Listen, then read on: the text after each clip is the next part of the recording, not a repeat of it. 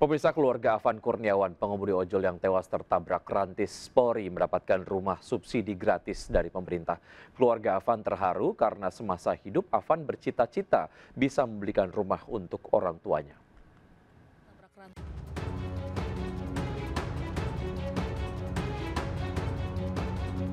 Menteri Perumahan dan Kawasan Permukiman Marwarar Sirait menyerahkan kunci rumah subsidi kepada keluarga Afan Kurniawan, pengemudi ojol yang tewas tertabrak rantis polisi saat aksi unjuk rasa.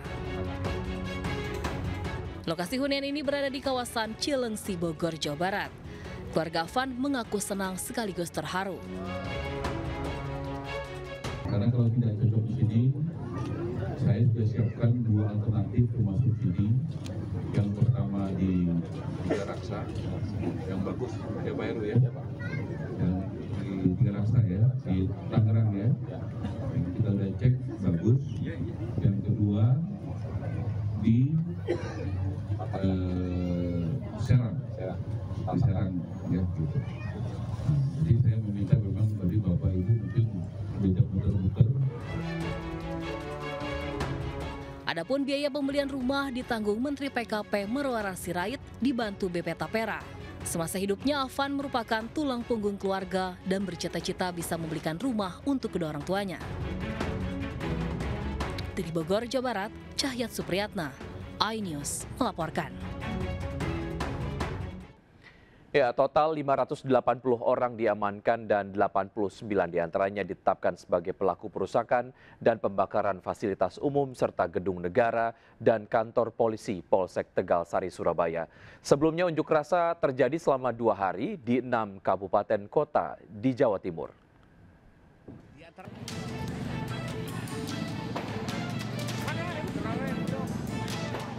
Pasca unjuk rasa anarkis 2 hari pada 29 dan 30 Agustus 2025 lalu, Polda Jawa Timur mengamankan 580 orang perusuh.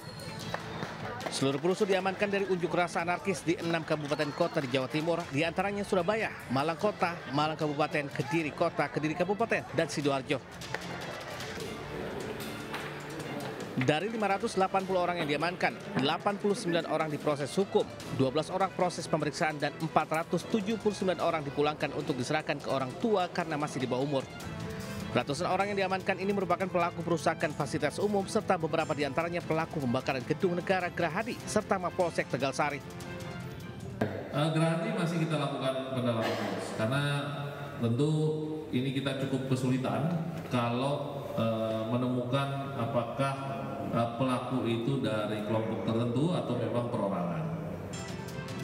Akibat perbuatannya, para pelaku terancam hukuman penjara 5 tahun lebih.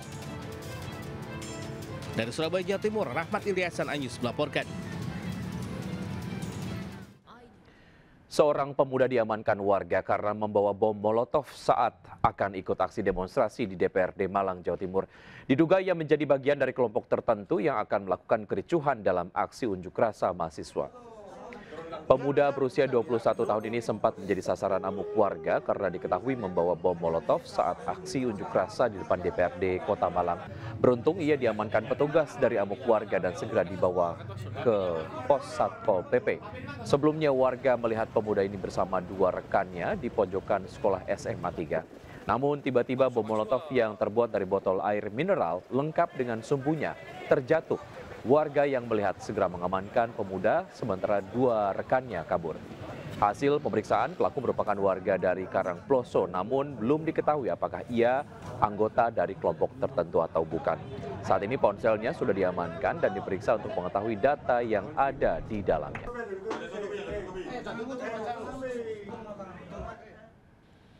Duka atas insiden kerusuhan massa di berbagai daerah terus bertambah. Kali ini seorang pelajar di SMK di Kabupaten Tangerang, Banten meninggal dunia usai ikut unjuk rasa di DPR pekan lalu. Korban sempat dirawat 3 hari di rumah sakit namun tidak tertolong.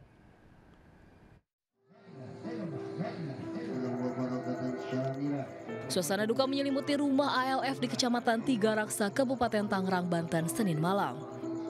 ALF yang masih berusia 16 tahun meninggal usai ikut unjuk rasa di gedung DPR Jumat pekan lalu. Menurut keluarga, ALF diajak temannya ikut demo ke DPR. Saat itu korban izin ke guru pulang lebih awal dengan dalih mengantar ibunya berobat.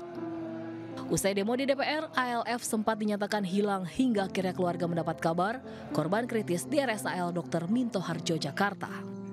Karena memang mungkin rekan-rekannya, temannya di lingkungan mengetahui, jadi disampaikanlah ke pihak keluarga dan memang posisinya sudah di rumah sakit. Kematian ALF menambah panjang daftar korban tewas dalam aksi massa di berbagai daerah beberapa hari terakhir. Sebelumnya 6 orang meninggal, diantaranya Afan Kurniawan, pengemudi ojol yang meninggal ditabrak rantis di Jakarta. Di Makassar, ada 4 orang meninggal, yaitu Dandi, pengemudi ojol yang dikira intel dan dikeroyok massa. 3 korban lainnya adalah Saiful Akbar, Muhammad Akbar Basri, dan Sarinawati. Ketiganya adalah pegawai yang tewas saat massa membakar gedung DPR. Di Yogyakarta, mahasiswa Mikom Reza Sendi meninggal akibat terluka usai ikut unjuk rasa. Tim Liputan. Pemirsa, aksi demo di sejumlah daerah berujung ricuh di Manado, Sulawesi Utara. Mahasiswa dan petugas bentrok karena melewati batas waktu yang ditentukan. Lalu di Palopo, Sulawesi Selatan dan Tarakan, Kalimantan Utara juga berujung ricuh usai mahasiswa berusaha menduduki gedung DPRD.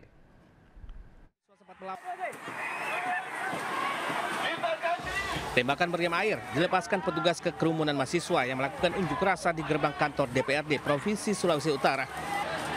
Kericuan ini dipicu aksi unjuk rasa yang dinilai telah melewati batas waktu yang sudah ditentukan. Mahasiswa sempat melawan dengan melemparkan batu ke arah petugas. Pasukan Brimob sempat melepaskan tembakan gas air mata dan memukul mundur pengunjuk rasa hingga membuarkan diri. Akibat aksi ini, sejumlah warga diamankan karena diduga akan membuat kerusuhan. Di Palopo, Sulawesi Selatan, demo di kantor DPRD juga berujung ricuh. Ribuan mahasiswa dan petugas terlibat aksi saling serang. Bahkan polisi sempat melepas tembakan gas air mata untuk memecah kerumunan massa.